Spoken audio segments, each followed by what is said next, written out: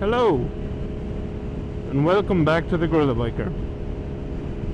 So, today I'm going to talk a little bit about electric bikes. Now, I know this is a subject that's been probably talked about to death, but I just felt as if I needed to get, kind of my opinion out on it. To begin, and I think to address the elephant in the room, it's what everyone's going to expect we're going to talk about, is range. Also, the two bikes I'm going to be discussing are the Zero SRF here and the Yamaha MT-10 Touring Edition here. The reason I've picked these two bikes isn't because I think they're the same class, but what they are is they're around about the same price point in Ireland.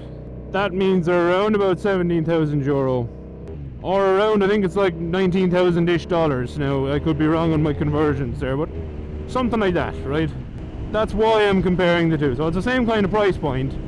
Again, not saying they're the same class of bike. In my opinion, they're not really. But anyway, so range.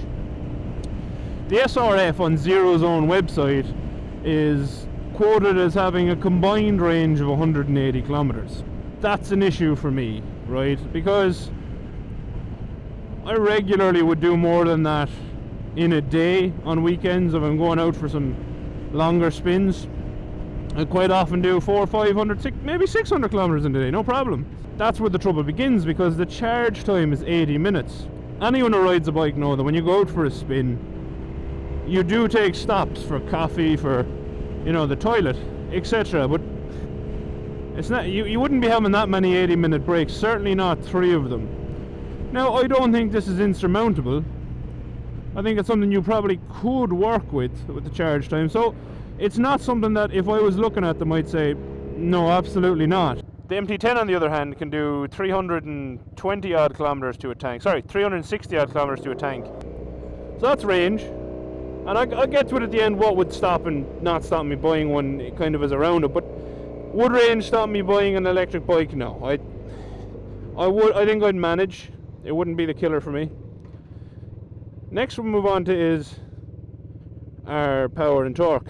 The Zero comes in at 190 Newton meters of torque. I'll put that on the screen in foot-pounds. And the MT-10 comes in at 111 Newton meters of torque. Now, here's where it gets interesting. The Zero's torque is essentially instant. I know that they have kind of computer limited for some bits of it, because otherwise you just loop the bike instantly and fall on your head, which no one wants. That would not be a good advertisement for your company. The peak torque for the MT-10 comes in quite high. So you have 111, which is considerably less than the Zero. And it also comes on quite a bit later, so you don't feel it. Now, I know that they've done serious work on the MT-10 to get your low and mid-range torque up, in comparison to, say, the R1, which the engine is based off. But it's still not the same. It's not as good. And my opinions on torque after this. Now, that said, this bike has considerably less torque than the MT-10, and it's still very fun. So it's not, again, not a gate crasher. It's not going to stop me buying the MT-10 or making me choose the Zero over the MT-10. Power is where the MT-10 wins out. It's 160 odd brake horsepower, or like 158, I think. Again, comes on quite high, whereas the Zero is 110.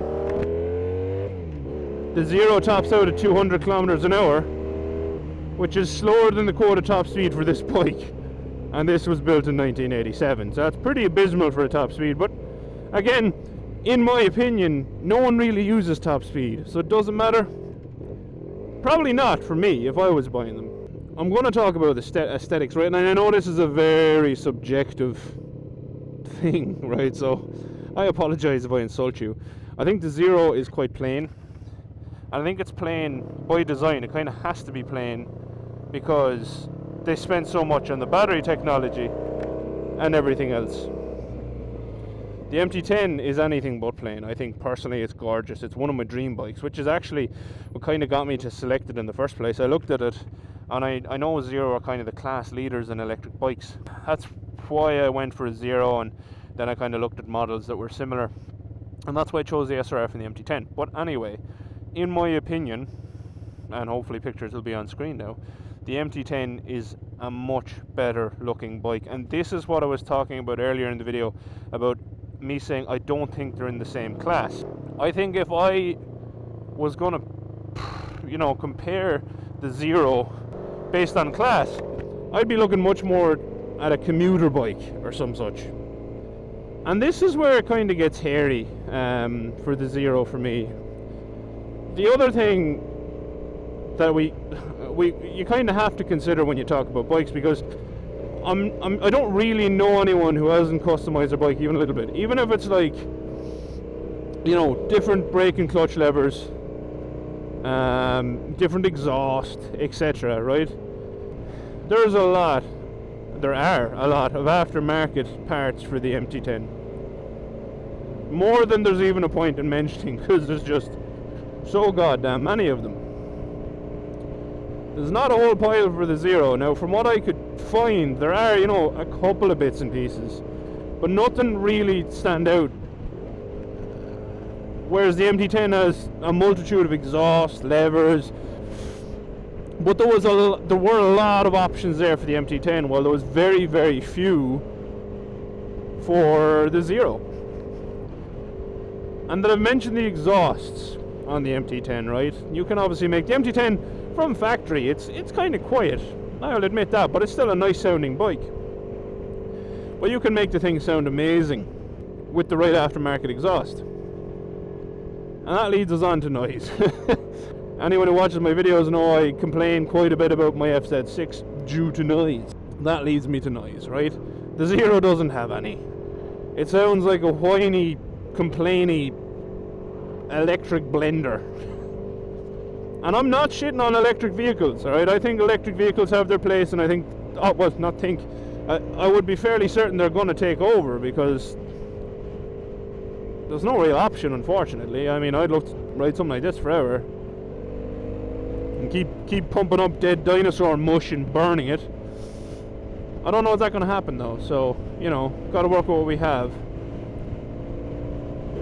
Anyway, back to what I was saying. So the MT-10 does sound amazing, but here's the thing: feel. I think because of the noise, and because you don't have lumps of metal flying up and down making power with explosions, or well, actually technically a flame front, but we're going to call it explosions. It's not an explosion, it's a controlled explosion, but it never actually explodes. I've gone too deep. I think the electric bike's going to miss that feel. When you twist the throttle on this bike, it makes you feel things, you know what I'm saying? Like that. Oh. It makes you feel lots of things, and they're all good. Even the downshifts. Man, I love this thing. But, right, and I wasn't even going fast. Now, when I watch videos with, you know, people reviewing the electric bikes, that instant torque, it gets them, you know, gets them in the chest, but what they end up doing is they end up going around like a rocking horse, because they just want to keep feeling that they're slowing down, speeding up, slowing down, speeding up, slowing down, speeding up. And hey, if that works for you, if that feels nice, go for it. Or whatever makes you happy about your bike you use. But slowing down and speeding up eats back into the first thing we talked about: range. 180 kilometers, like I said, was workable, but if you start using up a lot of that range to make it feel better, you're going to get pretty sick of your bike fairly quickly, I think. What were we talking about? Oh yeah, shooting your pet electric bike in the face. So you're probably not going to do that straight away if you get upset about the range a little bit. But you might after a while. The feel. I don't think the feel will be there. Like I said, if someone wants to give me a test ride and prove me wrong, absolutely, I'm always open to being wrong. I also would like to test ride the MT-10, by the way, because I want to get one of those one day. So I suppose to summarize, right, would I buy an electric motorbike? No. And let me explain why. So first and foremost, it's got to be the price. I mentioned it briefly when I said I don't think the MT-10 and the Zero are in the same class, and I just don't think they are. You know, the MT-10 is borderline a hyper naked. It nearly is a hyper naked. depending on who's describing it, it's probably hyper naked. The Zero is at best a high range commuter. It doesn't come with many extras, you know, it has stuff, and you can extend the range in one or two other ways, but it's just too expensive for me until such time as that can come down and compete with maybe the MT-07, which is still a fantastic bike, but it's probably more in line with what Zero should be aiming for. I don't think I could ever consider one. Would I consider one if it was cheaper for a commuter? Absolutely. The average cost of a fuel up for an electric vehicle here is under €3 still, right? The average cost of fuel this is considerably more than that. The average cost of fuel my Yamaha is considerably more than that.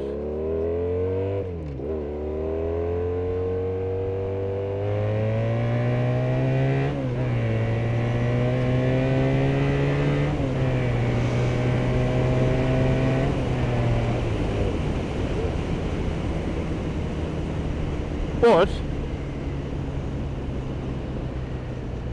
the other thing to consider is the MT-10 puts out 186 grams of CO2 per kilometer, okay?